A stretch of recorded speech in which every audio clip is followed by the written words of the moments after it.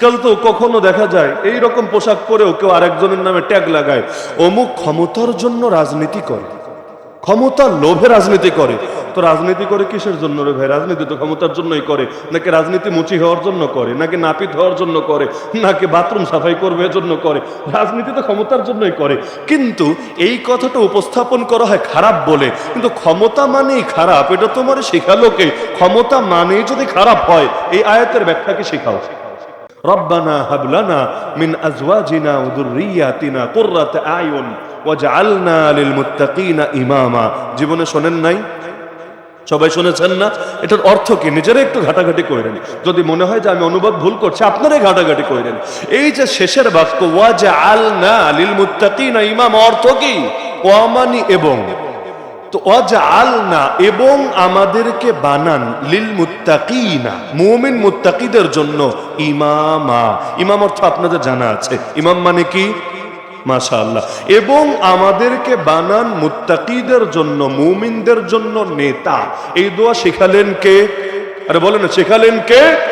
তাহলে নেতৃত্ব কি খারাপ জিনিস না ভালো জিনিস? পয়েন্ট বুঝেন, কোরআন বুঝতে চাইলে এগুলো বোঝা লাগবে। নেতৃত্ব খারাপ জিনিস না ভালো জিনিস? আল্লাহ কেন বলছেন মুত্তাকিদের নেতা বানান? মুত্তাকিদের নেতা বানান কেন? কারণ ভালো মানুষ যদি নেতা না হয়, নেতা হবে চোর। ভালো মানুষ যদি নেতা না হয়, নেতা হবে ডাকাত। ভালো মানুষ যদি নেতা না হয়, নেতা হবে খুনি। ভালো মানুষ যদি নেতা না হয়, নেতা হবে জালেম। কারণ নেতা কেউ না কেউ তো হবে, ভালো না হলে কালো হবে। এজন্য নবী সুলাইমানকে সারা দুনিয়ার রাজা বানিয়েছেন। কে বানিয়েছেন?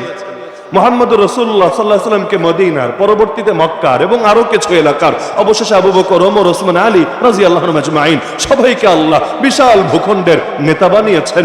আল্লাহ তাআলা নবী ইউসুফ আলাইহিস সালামকে নেতা বানিয়েছেন। প্রথমে রাষ্ট্রীয় কোষাগারের দায়িত্ব, পরবর্তীতে মিশরের চূড়ান্ত শাসন ক্ষমতা। তাহলে ইসলাম কি নেতৃত্বের কথা বলে নাকি বলে না? আরে বলে না কি বলে না? তো এই খেলাফত মানেই হলো সেটা যে আল্লাহর প্রতিনিধিত্বমূলক যে শাসন ব্যবস্থা। আমেরিকার প্রতিনিধিত্বমূলক না, ইন্ডিয়ার প্রতিনিধিত্বমূলক না, চায়না রাশিয়ার প্রতিনিধিত্বমূলক না।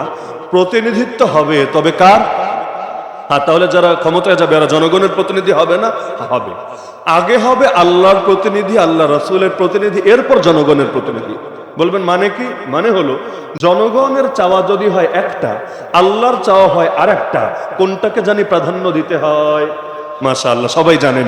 যেমন ধরেন বাংলাদেশে বেশ্যাখানা খোলা আছে, আপনাদের জানা আছে তো? একটা দুটো না, বহুত আছে, লাইসেন্স দেওয়া আছে এগুলো। আপনি যদি এগুলোর বিরুদ্ধে আন্দোলনে নামেন, তাহলে আপনারে জঙ্গি মামলা দিয়ে জেলেও পাঠিয়ে দিতে পারে।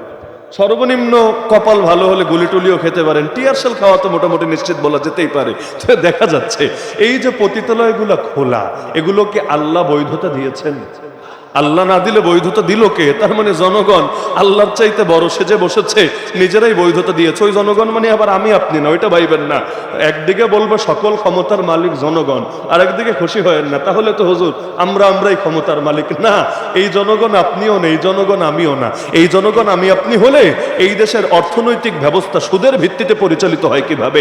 বেহায়াপনা, বেলাল্লাপনা, অশ্লীলতা ব্যাপক হয় কিভাবে? মদের বারে লাইসেন্স দেয় কিভাবে? এমনকি আজও পর্যন্ত নবীর দুশ্মন কাদিয়ানীদেরকে অমুসলিম ঘোষণা না করে পারে কিভাবে? তার মানে এই দেশে না আল্লাহর কথা শোনে, না জনগণের চাওয়াকে মূল্যায়ন করে, বরং এই দেশে খালি এদিক ওদিক আর নিজেদের ধান্দাবাজির দিনটাকেই সামনে রাখার চেষ্টা করে।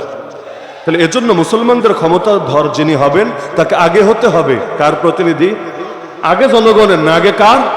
জনগণ সবাই মিলে যদি চায়, শরীফগুলো শরীফা হয়ে যায়। চাইলো আর কি মনে করেন? এগুলো তো এখন বিজ্ঞানের নামে খাওয়ানো হয়। শরীফরা শরীফ থাকবে না, তারা শরীফা হয়ে যাবে। তাহলে এটার অনুমোদন দেওয়ার সুযোগ আছে। এজন্যই খলিফা বলে। খলিফা, খলিফা মানে প্রতিনিধি। তাহলে খেলাফতও চিনলেন, খলিফাও চিনলেন। এবার তাহলে এটা বোঝা দরকার, নবী তো দুনিয়াতে খেলাফত কায়েম করে গিয়েছিলেন, জান নাই? সর্বপ্রথম মদিনায়, তারপর হলো মক্কায়, এরপর আবু বকর রাদিয়াল্লাহু আনহু জামানে আরো বড় হতে লাগলো। অবশেষে ওমরকে বলেন অর্ধ জাহানের খলিফা। মাশাআল্লাহ, তার মানে দুনিয়াটা দুই ভাগ করলে 50% পর্যন্ত খেলাফত কায়েম হয়ে গিয়েছে। অবশেষে এটা বাড়তে বাড়তে একসময় সারা দুনিয়া ব্যাপী আলহামদুলিল্লাহ খেলাফত কায়েম হয়ে